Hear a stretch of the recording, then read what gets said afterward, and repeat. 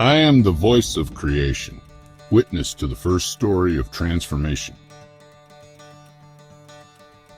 In the beginning, there were two brothers, Cain, the tiller of the land, and Abel, the keeper of flocks. Cain toiled in the fields, his hands calloused from working the earth. The sun beat down upon his back as he coaxed life from the soil day after relentless day.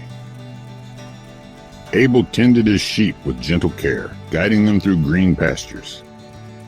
His voice soothed the flock, a melody carried on the wind, echoing across the tranquil landscape.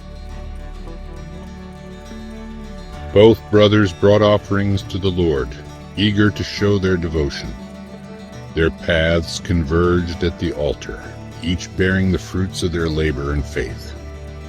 Abel selected the finest of his flock, a lamb without blemish. Its wool gleamed in the sunlight, a testament to Abel's care. The Lord looked with favor upon Abel and his offering. A warm light enveloped Abel, signifying divine approval. But for Cain and his offering, he had no regard.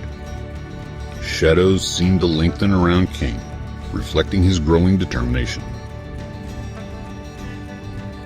A moment of reflection dawned in Cain's heart, a chance for growth and understanding.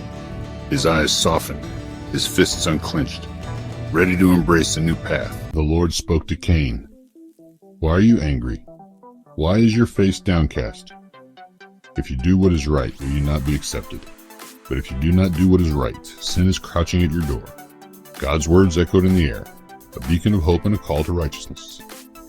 But Cain's heart was heavy, his mind clouded by envy.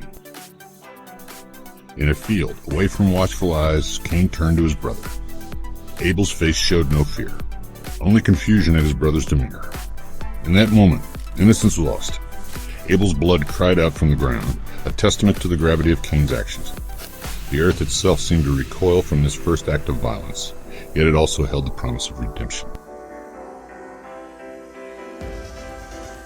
The Lord called to Cain, "Where is your brother Abel?"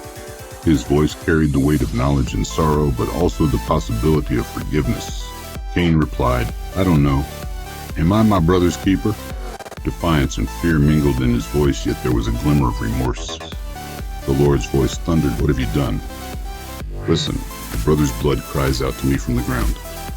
The sky darkened, and the earth trembled at God's words. Cain stood alone, but within him lay the potential for redemption and a new beginning. "Now you are under a curse and driven from the ground, which opened its mouth to receive your brother's blood from your hand. When you work the ground, it will no longer yield its crops for you. You will be a restless wanderer on the earth." Cain cried out, "My punishment is more than I can bear."